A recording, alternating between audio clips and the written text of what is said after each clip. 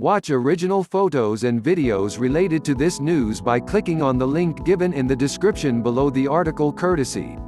Please subscribe our YouTube channel Listen News here. If you like the video, please like, comment and share the video. The coronavirus outbreak recently took a troubling turn when it was declared a pandemic, and although it erased hopes of containment, there is still much that can be done to defeat it. Here are a few ways how this pandemic could play, or hopefully die, out. The spread of the novel coronavirus SARS-CoV-2 is showing no signs of stopping in parts of the world, infecting an increasing number of people and taking more lives every day. The rapid rate of transmission has left the healthcare systems in some countries under great strain, pushing governments to turn malls into makeshift pandemic hospitals, Iran empty dorms and hotels into quarantine zones for the infected, the US and ice rinks into temporary morgues, Spain. However, not all hope is lost. Out of over 382,000 confirmed cases, more than 102,000 people have recovered, in contrast to 16,500 who have died due to COVID-19, the disease caused by the virus, according to Worldometer data. On top of that, only 5% of the cases have been deemed critical, while 95% show only mild symptoms. Meanwhile, there's a heated race going on in the pharma world, with drug makers and researchers desperately trying to come up with a vaccine or a treatment to end the pandemic once and for all. Gilead Sciences Inc.'s experimental drug, remdesivir, is already in clinical trials. The Japanese-made flu drug favipiravir has shown to be effective in some cases in China, and Moderna says its messenger RNA-based vaccine could be ready by fall. But these developments aside, there's only one thing on everyone's minds: when will this pandemic finally end? And how? The first line of defense and the most hopeful scenario was containment. By identifying and quarantining the sick, medical experts hoped they could stem the virus from spreading in communities and restrict it only to China and nearby territories.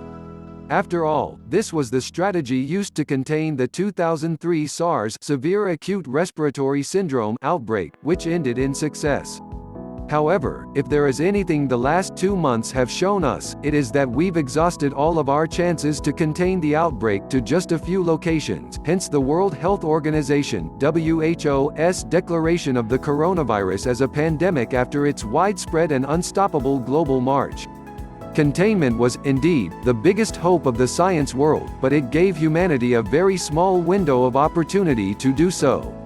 The lack of containment is not surprising, given that the R0, pronounced R0, a throwback to the 2011 movie Contagion, which is the reproduction number of the virus showing how many people one person can infect, is thought to be between 1.5 and 3.5, according to the Imperial College Group. The fact that many were late to recognize the dangers posed by such a disease and continued to go about their daily lives throwing caution to the wind made matters worse much quicker. Besides its easy spread, which happens through respiratory droplets of an infected person's sneezes or coughs and contaminated objects, there were also other challenges that came with containing the virus transmission. Its spread was silent but deadly. Most cases of COVID-19 went unnoticed as they were either asymptomatic or showed very mild symptoms, and the virus had a long incubation period to boot. Scientists have said it can be anywhere from 2 to 27 days, with a median of 5.1 days. The ever-slow rollout of diagnostic kits and long testing times also didn't help. The WHO's Tedros Adhanom Ghebreyesus said on March 2 that he believed many virologists and epidemiologists concur that the horse is out of the barn and containment has been checked off the list. But just because containment failed doesn't mean we should be awaiting infection or certain death. We can still save many, many lives, limit its spread and buy precious time so that scientists can come up with a cure. Considering the current path we are going down, the coronavirus pandemic could still end in 3 ways. These 3 possible scenarios are: people will become immune to the virus, an effective vaccine will be developed, or the virus will mutate and lose its potency with time. Many people will eventually become immune, stopping the virus from spreading, or the vaccine will be found and people will be made immune in this way. The third possibility is that the virus will mutate and will lose its ability to infect humans. The pandemic can only end with one of these three scenarios, Mehmet Seyhan, a professor at Ankara's Hacettepe University, told Anadolu Agency. 1. Herd immunity.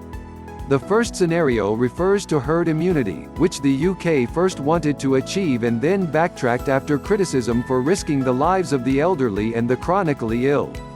Herd immunity is achieved when enough people in a population are immunized against the virus, either by becoming infected and recovering or by being vaccinated, to be able to effectively stop that disease from spreading. The threshold for collective immunity is thought to be about 50 to 70%. However, the more contagious the disease, the higher the number of immunized people we need to stop it in its tracks. Hence, quarantine, confinement and isolation measures are important. Once the contagion rates drop to 1 or below, the epidemic more or less comes to an end.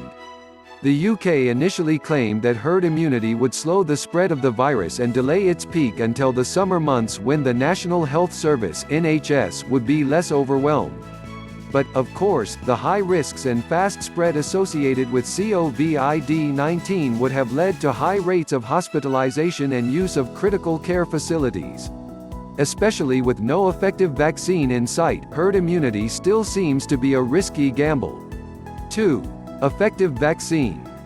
The second scenario is seen as the most probable option to eradicate the disease for good. Scientists are working at breakneck speeds to develop antiviral treatments or a vaccine. From mRNA vaccines, which do not introduce any virus to the subjects and constitute no viral risk, to antibody tests to identify powerhouses within to fight the virus, there are many promising developments. The problem with this approach is it is, unfortunately, very time-consuming and expensive. It still could be a year or more before such vaccines pass the necessary safety and efficacy tests in clinical trials. Investment costs for inoculation are also estimated to cost as much as $800 million. In some cases, a rushed vaccine that hasn't gone through the usual protocol and phases that require lengthy testing on animals before human trials could end up making people sicker rather than preventing infections. Studies have suggested that coronavirus vaccines could cause immune enhancement, which leads to the inoculated person developing a much more severe form of the disease, instead of protecting against the infection. Toxicity and side effects also remain an important concern. 3. Viral mutation. The last scenario is a mutation. All viruses accumulate mutations over time or undergo changes in their genomes. Scientists are hoping that SARS-CoV-2, which shares 85% genetic similarity to the SARS virus, will mutate in a potentially beneficial way, similarly to how the SARS virus behaved in the 2002 outbreak when it mutated into something much more severe but with a much lower infection rate for humans, practically spelling its own death. Compared to rhinoviruses, the primary cause of the common cold, coronaviruses have a slower mutation rate because they have a process called proofreading, which causes them to move not quite so rapidly. This process happens during DNA replication, copying, when they check their work with each base they add to their genomes. This gives a better chance of developing a vaccine. For example, if the virus mutates to cause more severe symptoms, it may reduce infection rates as it makes people sick enough to stay in bed. This also brings the possibility of vaccine ineffectiveness and resistance. One thing is for sure, there's still much we still don't know about the new coronavirus, so it's hard to tell just how high a mutation rate it has.